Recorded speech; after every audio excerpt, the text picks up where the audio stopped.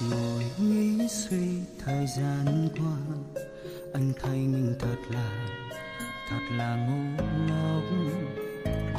Ngồi nhớ em nhìn vào đêm, thật là phũ phàng. Mình anh mang bao nhớ mong, em đâu cần biết em không có đau lòng. Giờ thì mình anh muốn thời gian sẽ xóa nhòa, phôi pha đi hết những gì em hứa. Anh muốn xóa tất cả lỗi lầm kia, chỉ còn lại trong anh những gì mà em đã dành cho mình anh. Phôi pha những nỗi đau xanh như vỡ tan vào màn đêm. Em sẽ chẳng có nhớ gì về anh, một người đã từng yêu, đã từng dành hết con tim trao về em. Nhưng tiếc rằng tình ta đã không trọn vẹn, nên anh sẽ bước đi thật xa.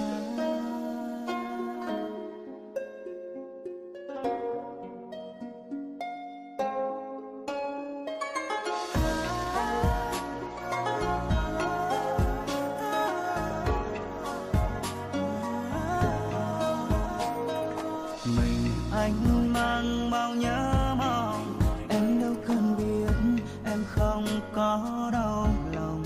Giờ thì mình anh muốn thời gian sẽ xóa nhòa, phôi pha đi hết những gì em hứa.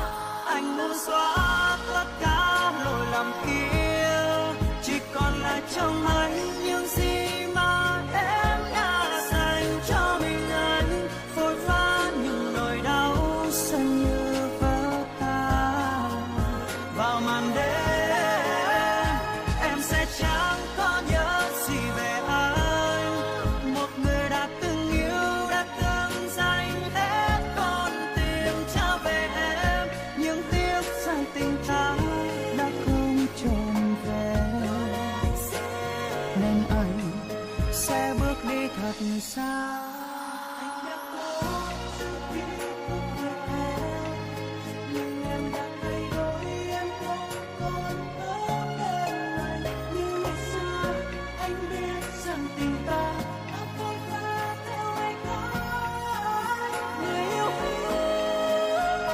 Em sẽ chẳng có